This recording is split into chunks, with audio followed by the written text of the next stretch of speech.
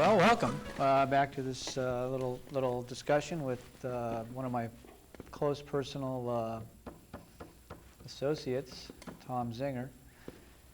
If it's okay with you, I'd like to get off that libertarian subject because that was kind of going nowhere, like the entire concept. Would you like to talk about something else? I have a few questions I'd like to ask you about high school in general. Shoot. What? Shoot. Shoot. When you were in high school, would you say you were just like you are now? Your personality, has it gone under much metamorphosis? I mean, were you like a chrysalis waiting to become the butterfly you are now? I think I was pretty much like I am now. There's no difference. I mean, maybe my views were a little more conservative in high school than give me they are one now. example. Well, I remember when I was a boy, I didn't have any particular views. I was Catholic. I didn't think politically. And now you do? Well, I just remember my last 2 years in high school, I was in favor of John Schmitz, the American Independent candidate. Oh, he was a wacko. A wacko, huh? Well, I mean, not in a bad way. I mean, he was, how would I put this? He was out there. You thought he was a valid candidate, did you? Do you still? I mean, at this time? Well... You think America would be a better place had he been elected? Well, I think now, looking back on it, I espouse those views as a response to the general liberal climate of the times back then. But I modified my views after high school to libertarian. Oh, wow.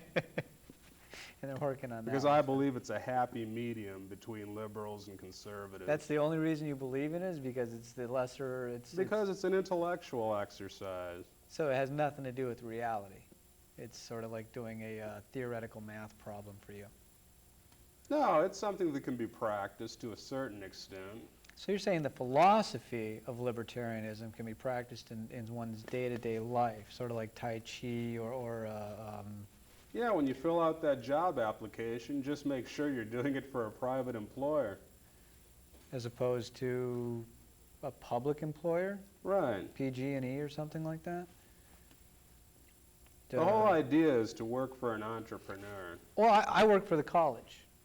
That's one of my jobs. How would you define that in that context?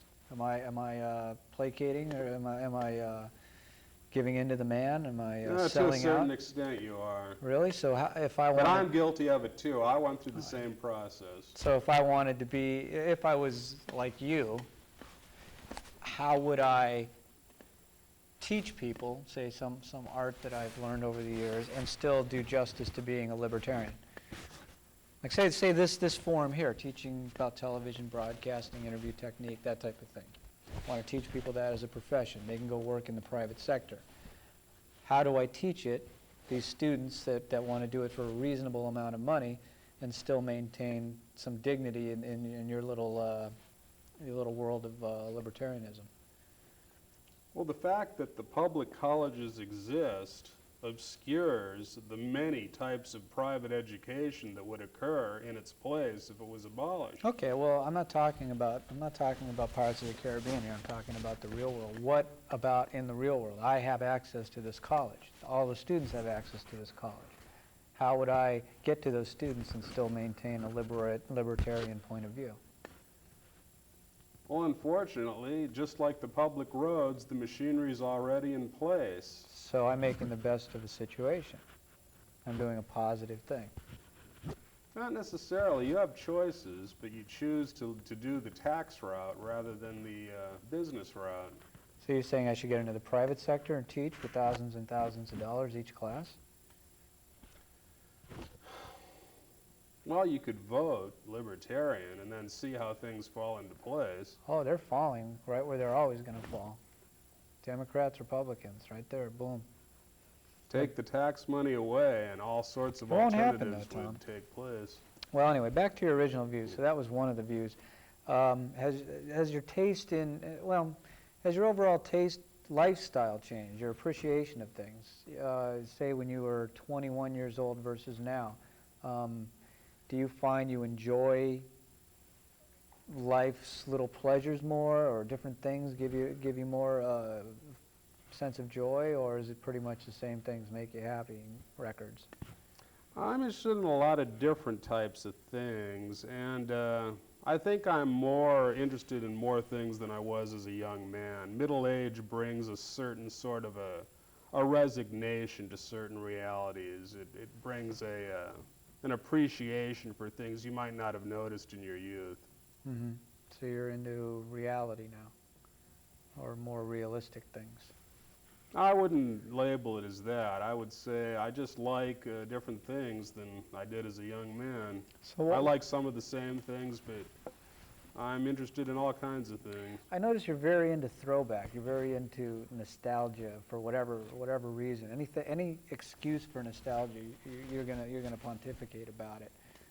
Is there some psychologically purging reason for that? Do you think it recaptures a time when you actually were not viewed as an oddity in society, or why do you actually embrace music so much, and specifically old, outdated, falling apart music? Actually, the old music still lives. What I like to do is to discover new old music, things I never even heard when I was young. It can be as fresh as a modern song.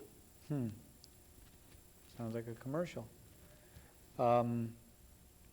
I know that recently, well, not recently, a few years back, I gave you some videos based on the 60s, and they pretty much made your whole year. Neil Sedaka, I think Leslie Gore was in there, and a few other people. What was it about those items that was so I would amazing say the for you? rarity of that. Well, I'd like to take a quick break. I'd like to see your records, and I'd like you to tell me a little bit about each one and what makes you like each one. Is that a problem for you? Yes. Well, you're going to do it anyway.